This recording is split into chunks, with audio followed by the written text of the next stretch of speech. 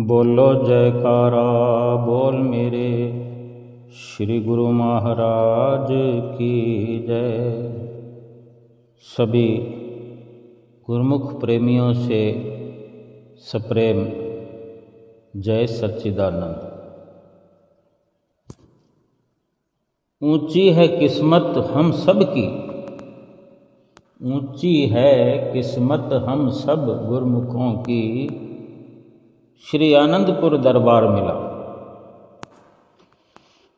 क्यों न सराहें अपने भागों को, हमें श्री सतगुरु का प्यार मिला। दो लाइनें हैं, अगर समझने का प्रयास करें, इनकी गहराई को समझें, महसूस करें कि ऊंची है किस्मत हमारी। ऊंची के ये मायने नहीं है कि कोई बाहर की ऊंचाइयों से इसका प्रयोजन है आसमान की ओर। आसमान की ओर तो बड़ी बड़ी गगनचुंबी बिल्डिंगें भी हैं, आसमान की ओर तो बड़े बड़े टावर है, और आसमान की ओर तो अंतरिक्ष में बहुत से ऐसे एक्सपेरिमेंट वैज्ञानिकों की ओर से हो रहे हैं, होते रहे हैं, होते रहेंगे। लेकिन ये जो ऊंची और ऊंचाई की बात हम कर सुन रहे हैं कि ऊंची है किस्मत हमारी, ये ऊंचाई है भक्ति की, ये ऊंचाई है आत्मा की, जो हमारे अंदर है। जो आत्मा इस शरीर की वास्तविकता है, हमारी स्वयं की वास्तविकता है, सच्चाई है, उस जीव आत्मा की ऊंचाई की चर्चा अगर करें तो सतगुरु का जो हमें प्यार मिला, श्री परमहंस अवतार मिला, श्री आनंदपुर दरबार मिला, जिसके कारण हमारी आत्मा की उड़ान शुरू हो गई। आत्मा ब्रह्मांड के लोकों में सैर करने की अधिकारी हो गई, हकदार हो गई। अपने निज घर की ओर पहुंचने की शुरुआत हो गई। ये आत्मा चल पड़ी, ये रूह चल पड़ी, ये रूहानी सफ़र को शुरू करते हुए उन ऊंचाइयों को, अपने निज घर की ऊंचाइयों पर पहुंचने का प्रयास शुरू हुआ, और मनुष्य जीवन में आने का मकसद मिल गया, लक्ष्य मिल गया। और इस लक्ष्य की प्राप्ति के लिए जो हर पल प्रयास शुरू हुआ, ये श्री आनंदपुर दरबार की चरण शरण मिलने पर, ठिकाना मिलने पर, बैठक मिलने पर, श्री सतगुरुदेव महाराज जी के आशीर्वाद प्राप्त होने पर, उनकी दया होने पर कि उन्होंने हमें अपना लिया और हमने भी अपने सतगुरु को अपना बना लिया। हम अपने भागों की जितनी सराहना करें कम है, उतना ही कम है। जितनी भी सराहना करें कम ही कम है। हम अपने भागों की सराहना ही नहीं कर सकते कि हम इतने भाग्यशाली हैं, हम इतना ऊंचा दर्जा रखते हैं, केवल इसलिए कि हमें सतगुरु का परिपूर्ण सतगुरु का प्यार मिला है। परम पिता परमात्मा का, भगवान का, उनके जो हम अंश हैं, उनके बच्चे हैं, उनके सेवक हैं। परमात्मा के सेवकों का, बच्चों का मार्ग जो है सत्यता का मार्ग है। और महापुरुष सतगुरु दाता दीनदयाल जी भी हमें इसीलिए इस झूठी जिंदगी से, झूठे जीवन से मुक्त कर देना चाहते हैं।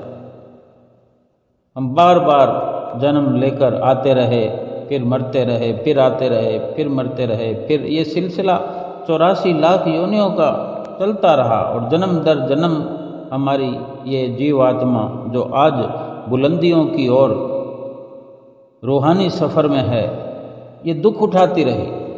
हर जन्म में, जन्म दर जन्म दुखों का सामना करती हुई इतनी कमज़ोर, व्याकुल, दुखद अवस्था में, जीर्ण शीर्ण अवस्था में, जैसे कोई इंसान खुराक न मिलने पर एक मात्र कंकाल बनकर रह जाता है। वो जीवन जीता तो है, लेकिन उसके अंदर जीवन जीने के लिए कोई मकसद नहीं, कोई लक्ष्य नहीं। वो केवल एक मात्र हड्डियों का ढांचा बनकर रह जाता हो। उसी प्रकार ये जीवात्मा भी बार बार जन्म मरण के चक्कर में फंसते हुए खो चुकी अपना लक्ष्य और दुखों का सामना करते हुए जर हालात में, जीर्ण शीर्ण हालात में कमज़ोर व कंकाल बनकर रह गई। श्री सतगुरुदेव महाराज जी की कृपा हुई और अपनी चरण शरण हमें बख्शी। श्री आनंदपुर दरबार में बैठक प्रदान की और उनका लक्ष्य इस दुनिया में आने का यही है कि वो अपनी रूहों को झूठे जीवन से बचाते हैं, मुक्त करना चाहते हैं कि हमारी ये रूहें फिर से 84 में ना जाएं, जन्म मरण के चक्कर में ना पड़ करके अपने निज घर में वापसी करें। इसलिए कहा जाता है कि परमात्मा का जो मार्ग है वो सत्यता का मार्ग है, सच्चाई का मार्ग है। इसीलिए संत महापुरुष हमें आगाह भी करते हैं कि अगर हम अपने प्रति झूठे हैं, महापुरुषों के वचन है कि तुम अगर अपने प्रति झूठे हो और सारी दुनिया के प्रति सच्चे भी बन जाओ तो भी परमात्मा के सामने तो झूठे ही रहोगे। विचार हम ही को करना है कि हम क्या अपने प्रति झूठे हैं, क्या हम सच्चाई का सामना कर पा रहे हैं, सच्चाई के रास्ते पर चल पा रहे हैं, हमारा सफ़र सच्चाई की ओर है, वास्तविकता की ओर है। क्या हम वास्तविकता को पहचानने का प्रयास कर रहे हैं, कुछ साध संभार कर रहे हैं। इस मनुष्य जीवन में 84 लाख योनियों का जीवन चलता रहा है, बार बार ऐसे अवसर मिलते रहे, लेकिन ये मनुष्य चोला जो मिला है, ये मनुष्य जीवन जो मिला है, इसका लक्ष्य अलग है। 84 लाख योनियों में जो हमसे कर्म होते रहे, हमारा जो लक्ष्य भटका रहा, ये मनुष्य जन्म उस लक्ष्य को पाने के लिए ही मिला है, उस सत्यता की ओर अपनी रूह को बढ़ाने के लिए, चलाने के लिए ही मिला है। तो क्या मनुष्य जीवन में कोई साध संभार हम कर रहे हैं?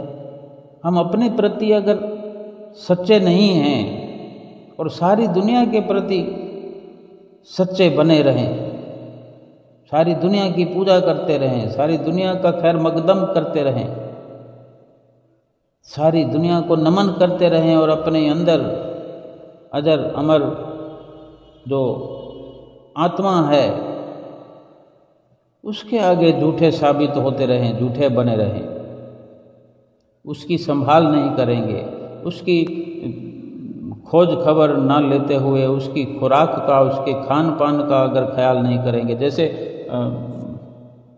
हर किसी के घर में, हर किसी के साथ या स्वयं हर कोई अपने माता पिता के साथ रहता है या अपने माता पिता को साथ रखता है। हम जैसे भी सोचें, हम ये विचार करें कि मैं अपने माता पिता के साथ रहता हूँ, मैं अपने जन्म देने वाले माता पिता के साथ में हूँ, मेरे माता पिता ने मुझे रखा है, या ऐसा भी कह सकते हैं कि मैं अपने माता पिता को अपने साथ रखता हूँ, पास रखता हूँ।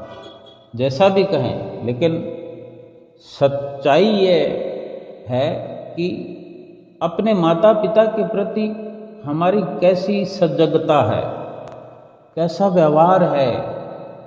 हम सारी दुनिया में हाथ जोड़कर घर से बाहर, गली में, मोहल्ले में, नगर में, डगर डगर में, शहर में, देश में, विदेश में हम डंका बजाते हों, हमारा बिजनेस चलता है, हमारी वाहवाह चलती है, हम नेता हैं, अभिनेता हैं, बड़ी बड़ी मीटिंग्स हम करते हैं, बड़े बड़े व्याख्यान देते हैं, सब जगह हम आदरणीय समझे जाते हैं, हमारी मान्यता है। और घर में बैठे हुए भगवान के समान जो हमारे माता पिता हैं, बुजुर्ग वर्ग हैं, उनका अगर सम्मान नहीं, उनके प्रति हम सच्चे नहीं हैं, उनके आगे हमारा नमन नहीं है और वो हमें आदर की निगाह से नहीं देखते, वो हमारा सम्मान नहीं कर पाते क्योंकि हम उनका सम्मान नहीं करते, उनके प्रति हम खरे नहीं उतरे, बाहर लंगर चलाते हैं और माता पिता को अगर हम ना पूछें कि माता आपने खाना खाया, पिताश्री आपने खाया कुछ, या आप कुछ खाने की आपको ज़रूरत है, सोते वक्त पूछें कि कोई इच्छा हो तो बताओ। सुबह उठने पर उनको एक नज़र निहारें, उनके आगे से गुजर जाएं, उनके आसपास बैठ जाएं, या उनका पल दो पल का साथ करें और इसी प्रकार दिन में समय समय पर उनकी नज़दीकी हासिल करें या उनको अपनी नज़दीकी हासिल कराएं। तो ये सोने पर सुहागा हो जाएगा कि हम घर से सम्मानित हैं और घर में अपने बड़े बुजुर्गों का, माता पिता का सम्मान करते हैं और सम्मान पाते हैं। फिर चाहे संसार भर में, दुनिया भर में हम सामाजिक तौर पर जो भी हम सम्मान करते हों, सम्मान पाते हों, उसमें फिर झूठी व्यवस्था समाप्त हो जाएगी, क्योंकि माता पिता का जो प्यार है, माता पिता की जो नज़दीकी है, माता पिता के जो भाव हम समझने लगते हैं या माता पिता को अपने भावों द्वारा प्रसन्न करते रहते हैं, हमारा दिल साफ हुआ रहता है। भले ही ये सांसारिक जीवन है, संतों महापुरुषों के नज़रिए से सांसारिक जीवन और आध्यात्मिक जीवन में बहुत बड़ा फर्क होता है, लेकिन कहीं ना कहीं सांसारिक जीवन से मिली हुई सीख, सांसारिक जीवन के अंदर बनाए हुए अच्छे सुंदर नियम हमें आध्यात्मिक जीवन में, भक्ति के मार्ग में बहुत ऊंची बुलंदियों तक ले जाते हैं, हमारी रूह की पहचान तक करा देते हैं। सर्वप्रथम हम स्वयं विचार करें कि हमें सतगुरु की शरण जो मिली, हम तो संसार में ही हैं, संसारिक ही हैं, सतगुरु की शरण मिली तो सतगुरु हमें जो भी वचन फरमाते हैं वो हमारी घर से शुरुआत करते हैं। अभी 2 दिन 3 दिन पूर्व ही श्री गुरु महाराज जी श्री प्रयाग धाम में हैं, तो एक लगभग 50-55 साल का व्यक्ति जो आज भी बेटा है अपनी माँ का, क्योंकि जिसकी माता का हाथ अपने बेटे के सर पर हो, जिसका साथ अपने बेटे के साथ हो, वो सौभाग्यशाली है, आज तक सौभाग्यशाली बना हुआ है कि जो अभी भी माता की छत्र छाया में रह रहा है। और जाने 6 महीने से दरबार में सेवा कर रहा है। जिन भी परिस्थितियों में हो, लेकिन अपनी सेवा दिल से करता है। कुछ तकलीफ़ें इस उम्र में, 55 साल की उम्र में तकलीफ़ें होती हैं, तो माता तो उसकी और भी उम्र दराज है, तो उसको भी शारीरिक पीड़ाएं होती ही हैं। वो प्रेमी भगत जो है बार बार यही कहता है, जैसे गुरु महाराज जी की मौज, मुझे तो श्री गुरु महाराज जी की मौज स्वीकार्य है, अगर आज्ञा मिलेगी तो मैं जाऊंगा, लेकिन मेरी इच्छा नहीं है जाने की। और उसने कहा भी कि 5 जून को मैंने घर जाना है। 6 महीने से लगभग यही है, इससे भी थोड़ा ज़्यादा हो सकता है समय। 5 तारीख को जाना है, लेकिन फिर भी अपने अंतर मन से श्री गुरु महाराज जी के वचनों को प्राथमिकता दी है। श्री गुरु महाराज जी के हाथों में बागडोर दी है। अब माँ और बेटा, वृद्ध माता और बेटा श्री गुरु महाराज जी के सामने जब माथा टेक रहे हैं, तो माता आज्ञा मांगती है कि मुझे घर जाना है और बेटा भी मेरे साथ जाएगा। तो बेटा सिर हिलाता है, इतनी उम्र में भी देखो माँ से प्यार करता है। और जब बेटा सिर हिलाता है तो श्री गुरु महाराज जी ने भी आज्ञा दी कि नहीं, तुम्हारी माता है, माता को साथ ले जाओ, माता की सेवा करो। यानी श्री गुरु महाराज जी भी भक्ति प्राप्त करने के लिए भी, भक्ति पाने के लिए भी ये एक सुंदर इशारा करते हैं कि माता पिता की सेवा करते हुए भक्ति करो, भक्ति भजन करो, भगवान की प्रसन्नता प्राप्त करो। सर्वप्रथम माता पिता की सेवा है। वो किसके सहारे इस संसार में जिएंगे? क्योंकि वो हमारा सहारा बने हैं, तो आज हमें उनका सहारा बनना चाहिए। और उनकी सेवा करते हुए जो सतगुरु की भक्ति करता है, उस भक्ति में 4 चांद लग जाते हैं।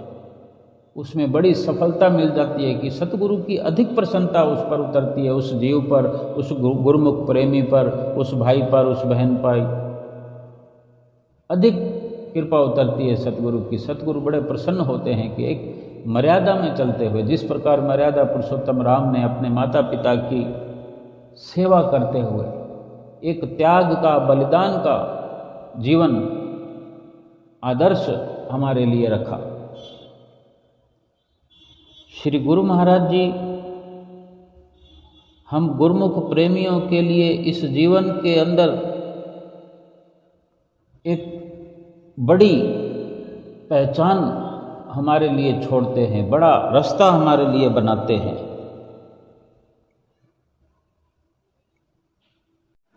श्री गुरु महाराज जी तो यही चाहते हैं, और क्यों ना चाहें कि हम जो कि उन्हीं की रूहें हैं,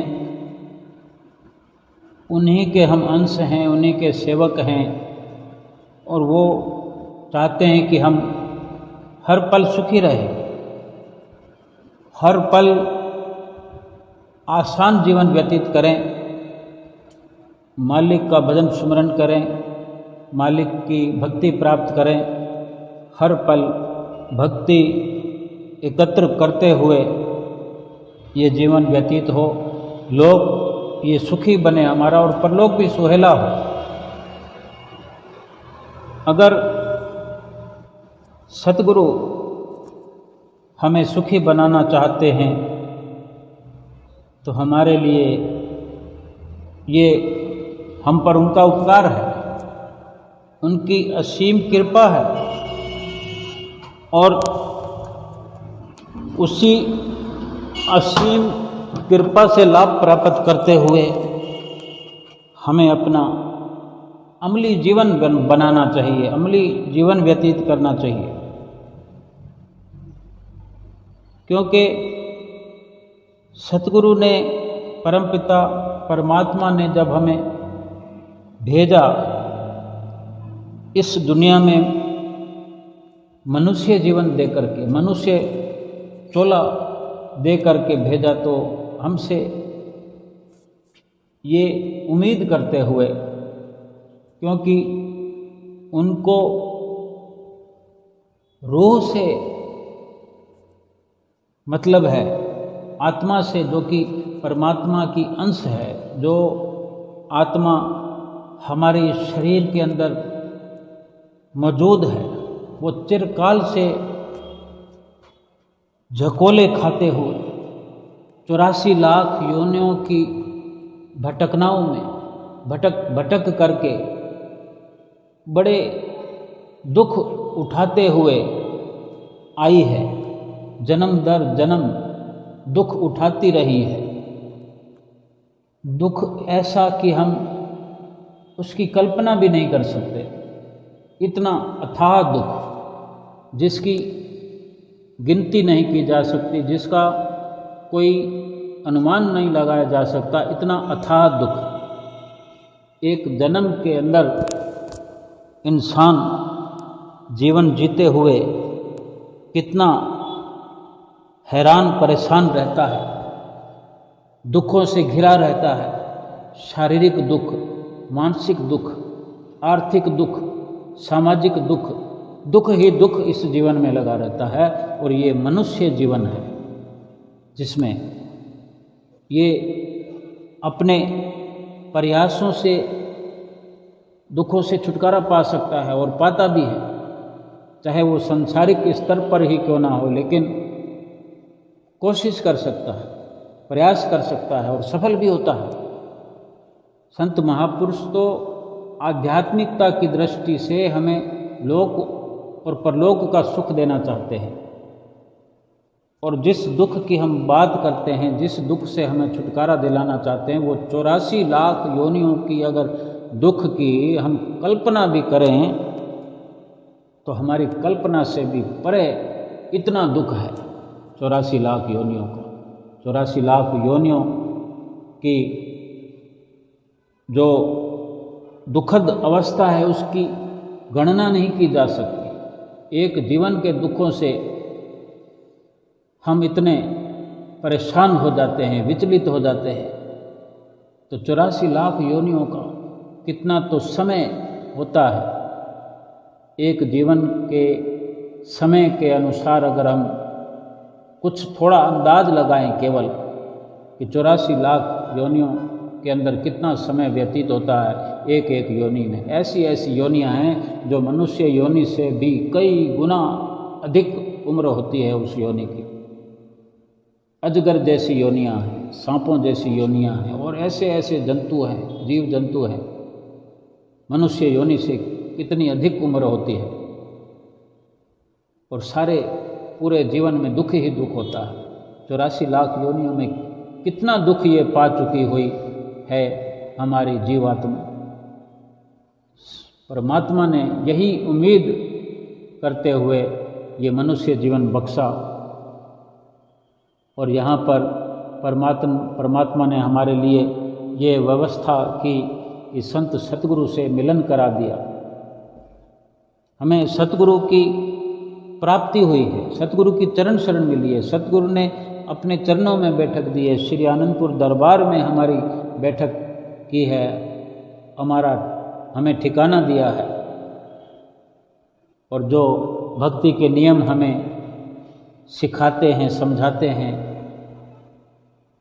हर दिन हर घड़ी हमें सुख प्राप्ति के साधन बतलाते हैं, सुखी होने के तरीके बतलाते हैं। सुख कौन सा? जीवात्मा के लिए। जीवात्मा जो चिरकाल से जन्मों जन्मों में दुख उठाते हुए आई है, और इतना दुख पाकर कि इसको अपनी निजी खुराक नहीं मिली, और इतनी कमज़ोर, इतनी दुर्बल, एक कंकाल मात्र रह गई है, और हमें सोझी नहीं हो रही,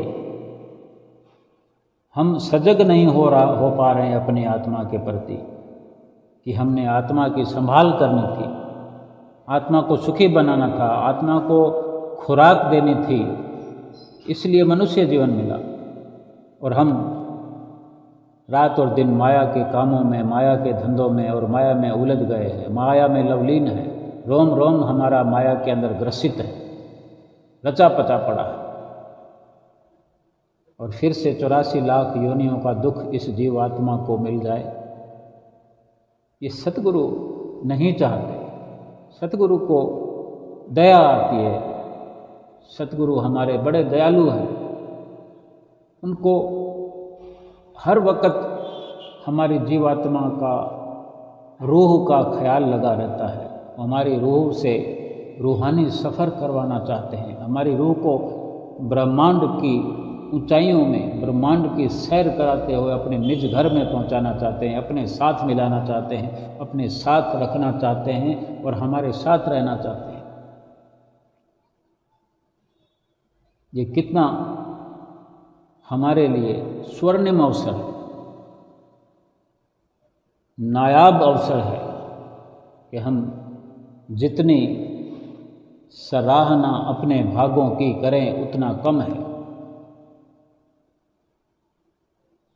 कि हमारी रूह सुरखरू हो जाए, परमात्मा के धाम में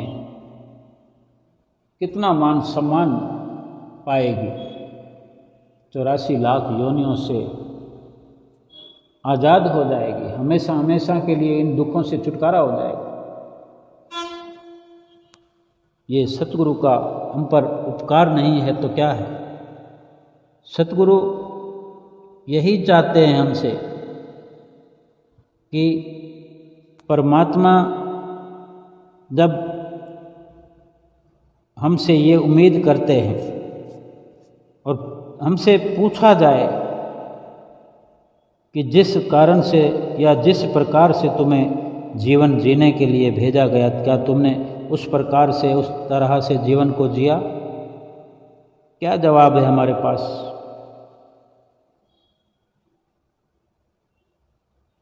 हम उस बात को भूल गए, हम उस वादे को भूल गए, हमने अपनी सारी की सारी ऊर्जा, सारी की सारी ताकत, सारी शक्ति जो भजन बंदगी में लगानी थी, आत्मा को सुखी बनाने में लगानी थी, वो माया में लगा दी आज तक। लेकिन हम विचार करें, हम तो सतगुरु देव भगवान के सेवक हैं, फिर भी हमें सतगुरु की शरण मिल चुकी है, फिर भी क्या हम गलतियां नहीं करते? हम गलतियों को छोड़ सकते हैं, गलतियों का त्याग कर सकते हैं, गलतियों से ऊपर उठ सकते हैं। हमें नित्य नियमों की समझाइश होती है, तो क्या हम 2 समय श्री आरती पूजा कर पाते हैं? श्री गुरु महाराज जी के आगे खड़े होकर श्री आरती पूजा दोनों समय की कर पाते हैं? कितना इसमें सुधार करने की ज़रूरत है, हम करें। अगर करना चाहें तो हम कर सकते हैं और करना चाहिए। सतगुरु की प्रसन्नता कैसे मिलेगी? सतगुरु की आज्ञा मानकर, और सतगुरु की आज्ञा यही है, दोनों समय की श्री आरती पूजा श्रद्धा और विश्वास से करनी। सेवा का नियम निभाना है। इसी प्रकार हम श्री आरती पूजा कर रहे होते हैं, कुटिया पर हों, घर पर हों, बहुत सारे ढेर सारे ख्याल हमारे दिलो दिमाग में चलते रहते हैं, विचरण हम उन ख्यालों में करते रहते हैं। और फिर सोने का सुहागा ऊपर से हो जाता है कि श्री आरती पूजा करते हुए कहीं से फ़ोन आ जाता है, फ़ोन की घंटी बजती है तो तुरंत उसमें लीन हो जाते हैं, क्योंकि वो आदत हमारी बनी हुई है, उसमें लवलीनता है। तुरंत फ़ोन की ओर लपकते हैं कि किसका फ़ोन है, तुरंत उठा लेते हैं और आरती को छोड़ देते हैं। जो उस वक़्त निमग्न रह पाए तो क्या बात है, वो तो सतगुरु की प्रसन्नता का पात्र ही है। अगर हम गलती कर जाते हैं, श्री आरती पूजा में समय कितना लगता है, भले हम कहते हैं कि 1 मिनट का भी समय नहीं है, एक एक मिनट हमारा कीमती है, तो वो कीमत क्या है? रुपया, पैसा, धन, माल, ऐसी सूरत, बढ़ाई, सम्मान। तो फिर भक्ति की दौलत को तो हमने समझा नहीं कि उसकी क्या कीमत है, क्या कदर है, कितनी कीमत की कदर की चीज़ है। यही तो सतगुरु के वचन होते हैं कि नित्य नियमों की पालना श्रद्धा से करनी है। हमें चाहिए कि अव्वल तो ये होना चाहिए कि श्री आरती पूजा से पहले ही फ़ोन को बंद कर देना चाहिए, स्विच ऑफ कर देना चाहिए। 20-25 मिनट लगते हैं श्री आरती पूजा में, आधा घंटा लगा लो, और जल्दी अगर करें तो 15 मिनट में भी हो जाती है, 17 मिनट में भी हो जाती है। जो भी अपना पैमाना बनाए, कम से कम अपना निर्धारित किया हुआ समय तो श्रद्धा से हमको देना चाहिए। वो समय जो हमने निर्धारित किया है कि हमने श्री आरती पूजा को 20 मिनट में ख़त्म करना है, तो कम से कम उस वक़्त में हम कुछ भी अटेंड ना करें। और ऐसा हम कर सकते हैं।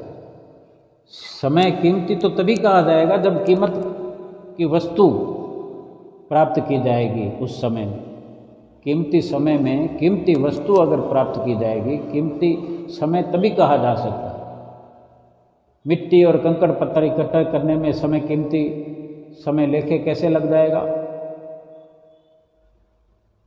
जिस कीमती वस्तु के बदले में कुछ ऐसा नजराना मिले कि रूह सुरखरू हो जाए, हमारा जन्म सफल हो जाए, लोक परलोक समर हो जाए, कीमती वस्तु तो वो है, या कि वो है जो हमने अपनी समझ से, जहाँ हमने अपना समय लगा रखा है या लगाए रखते हैं।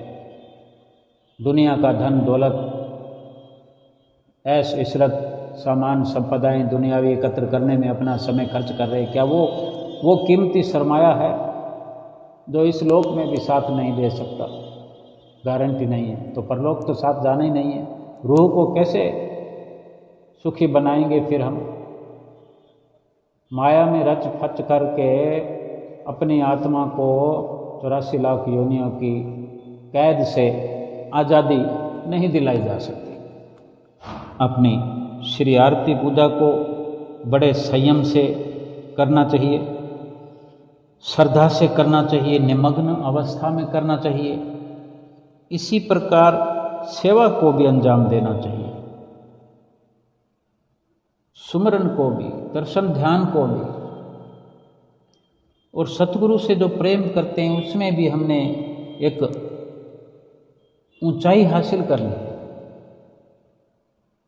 कि हम इस सांसारिक स्तर से ऊपर उठे, चित्त की गहराइयों से अपने सुरती के स्तर पर, अपनी सुरती को मालिक के नाम में जोड़कर अपने ख्यालों को माया से ऊंचा उठाते हुए, संसारिक रख रखाव से अपने आप को न्यारा करते हुए, अलग करते हुए, ऊंचा उठाते हुए अपने रूह को सुखी बनाने का यही जरिया है, यही तरीका है, और यही सतगुरु की हिदायत नित्य प्रति होती है। इस प्रकार पांचों नियमों की पालना करनी है, और जो 2 घंटे भजन अभ्यास हमें नित्य प्रति करने के लिए आज्ञा दी जाती है।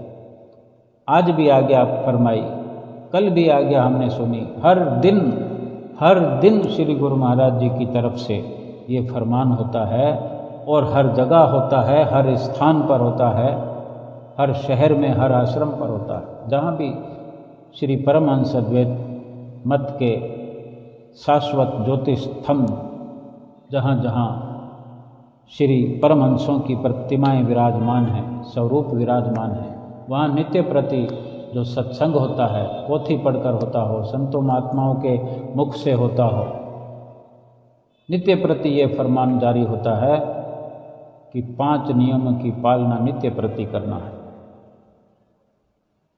हम जो भी कर चुके, लेकिन महापुरुष फरमाते हैं कि आज अभी इस सत्य को स्वीकार कर लो। क्या?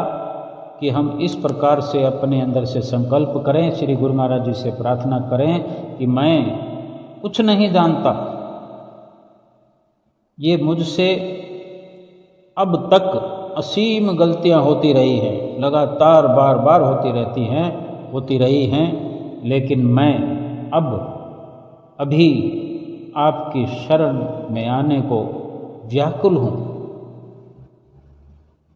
लालायित हूँ। मैं संसार से वैराग रखते हुए, संसार से किनारा करते हुए मैं आपकी नज़दीकी में आना चाहता हूँ। ये दिल से ऐसा संकल्प हमसे हो जाए तो समझ लो हमारा पहला कदम परमात्मा की तरफ शुरू हो गया। पहला कदम उठते ही यात्रा की शुरुआत हो जाती है। यूं समझ लो कि आधी सफलता मिल गई। ये विचार करें कि मैंने दुनिया का दिया हुआ, दुनिया से प्राप्त किया हुआ कचरा, कूड़ा करकट अपने अंदर भर रखा था। यानी अब सोच लग रहे हैं कि जिसको हमने आज कूड़ा करकट समझ लिया, और कूड़ा करकट जहाँ समझ लिया जाता है फिर उसको बाहर निकालने की एक मुहिम चल जाती है। हम जहाँ रहते हैं, बैठते हैं, वहाँ पर कूड़ा करकट स्वीकार्य नहीं होता हम उसको बाहर निकाल कर ही चैन लेते हैं। और इसी प्रकार हम ये महसूस करें कि हमने अपने अंदर कूड़ा करकट भर रखा था, संसार की मोह मायावी सामानों का, रिश्तों का, जो भी है,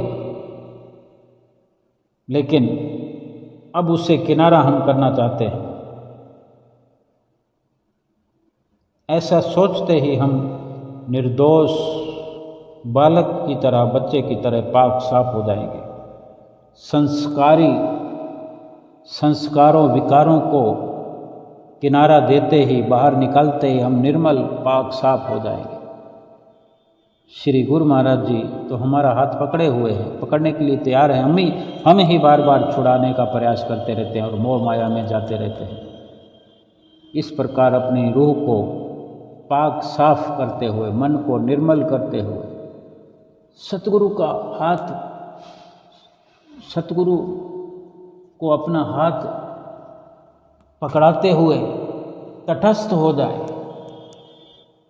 कि सतगुरु हम पर हर वक्त, हर पल कृपा बनाए रखें। अपना वृद्ध हाथ अपने कर कमल हमारे सिर पर बनाए रखें, क्योंकि उन्हीं की छत्र छाया में, उन्हीं के आश्रय,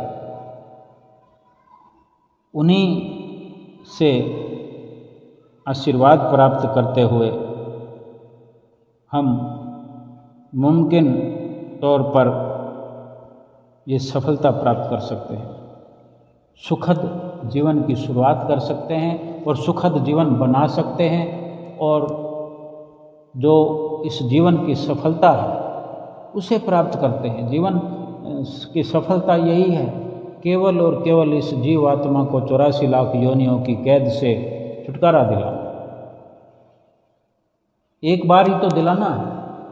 एक बार छुटकारा मिल जाए तो ये जीवात्मा अपने अंशी परमात्मा से मिल जाएगी, अपने निज घर में पहुंच जाएगी। अगर कोई व्यक्ति बाहर कहीं भटक जाए और अशांत परेशान हो जाए, भटक रहा हो और कहीं से उसको मार्ग दिखाने वाला मिल जाए, रास्ता दिखाने वाला मिल जाए, तो एक बार उसको अपने घर में पहुंच जाने की देर है। एक बार अपने घर पहुंच जाए फिर सारे दुख दूर हो जाते हैं, सारी भटकना खत्म हो जाती है। ये जीवात्मा भी जो चिरकाल से 84 लाख योनियों में भटक रही है, भटक कर दुख उठा रही है, एक बार अपने निज घर में पहुंच जाए, सारे 84 लाख योनियों का दुख पूर्ण तौर पर समाप्त हो जाएगा। और जब अपने निज घर में पहुंच जाएगी तो फिर भटकना कैसे, फिर 84 लाख योनियां कैसी, फिर दुख कैसे। सुख स्वरूप तो स्वयं जीवात्मा है ही, लेकिन भटक जाने के कारण सुखों से वंचित है। अपने निज घर से दूरी होने पर, निज घर का रास्ता भूल जाने के कारण रास्ते में माया के भुलेखे में आकर, माया के पंजे में फंस करके बार बार लगातार जन्म दर जन्म योनियों में जाकर के दुख उठा रही है। इस प्रकार इस कदर दुख उठाते हुए हैरान परेशान और इतनी कमज़ोर अवस्था में आ चुकी है, इतना दुख उठाते हुए और खुराक ना मिलने का कारण, मालिक के भजन सुमरन की खुराक ना मिलने के कारण कंकाल मात्र रह गई है। और अगर इसको वही खुराक जो इसकी है, मालिक का सुमरन, मालिक का भजन कीर्तन सत्संग, श्री आरती पूजा सेवा सुमरन दर्शन ध्यान नित्य प्रति ये मिलना शुरू हो जाए तो धीरे धीरे देखते ही ये जीवात्मा हष्ट पुष्ट होकर ताकतवर बनकर, इतनी ताकतवर बनकर माया के पंजे से निकल जाएगी। फिर इसी दुनिया में रहते हुए जो कि ये जीवात्मा इस शरीर के द्वारा दुख उठा रही थी, फिर ये मजबूत होकर ताकतवर होकर मालिक के भजन सुमरन की खुराक प्राप्त करके फिर इसी जीवन में, इसी संसार में रहते हुए, इसी माया के साथ रहते हुए भी माया का असर इस पर नहीं होने पाएगा, क्योंकि भक्ति का रंग चढ़ जाने से, भक्ति का पक्का रंग चढ़ जाने से फिर इस पर माया का असर किसी भी प्रकार से हावी नहीं हो सकता। माया के दुख इस पर कभी भी अपना प्रभाव नहीं डाल सकते। फिर माया का जो मन लुभावन चेहरा है उसकी असलियत सामने आ जाती है, समझ आ जाती है कि इस जीवन का लक्ष्य केवल और केवल सतगुरु की प्राप्ति,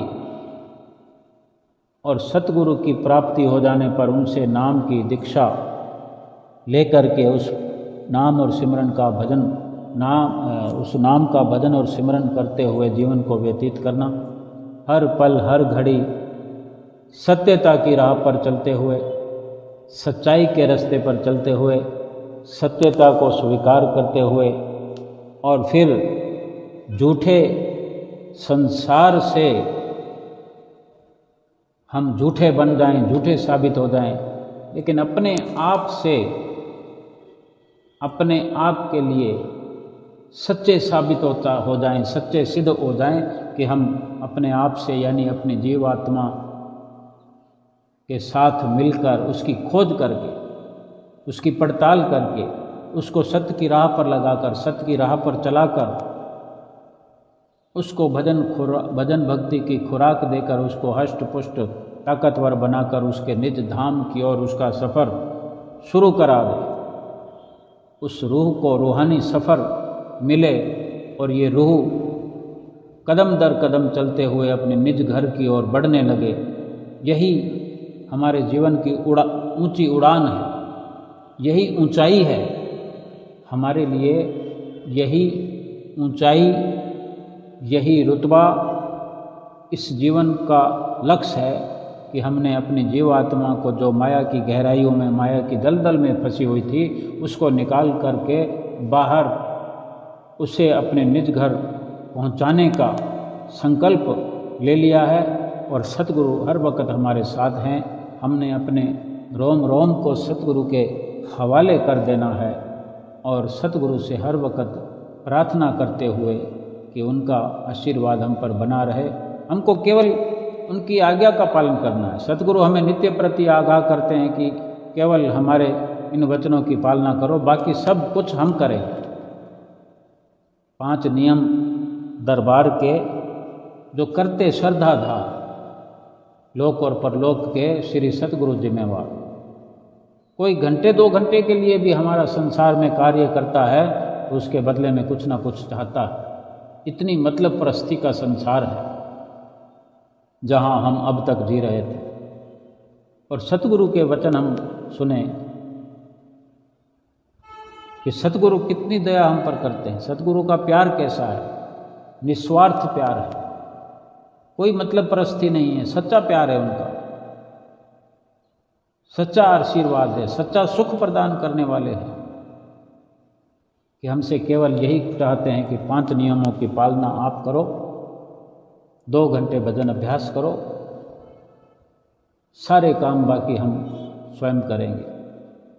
जिन्होंने लोक और परलोक का जिम्मा ले लिया और बिल्कुल निस्वार्थ उन सतगुरु का कभी भी ख्याल अपने दिल से नहीं हटाना है, उनके दिव्य दर्शनों का हर पल आनंद लेते हुए उनकी सुंदर छवि को अपने मस्तक पर देखने का हर पल प्रयास करते हुए अपने इस लोक को और परलोक को सुहेला बनाने की पुरजोर कोशिश करते हुए अपने सतगुरुदेव भगवान की प्रसन्नता का पात्र बनना है और अपनी जीवात्मा को हमेशा हमेशा के लिए सुखी करके, हमेशा हमेशा के लिए 84 लाख योनियों से आज़ाद करके, मुक्त करके अपने जीवन का लक्ष्य हासिल करना है, लोक सुखी और परलोक सुहेला करना है। बोलो जयकारा बोल मेरे श्री गुरु महाराज की जय।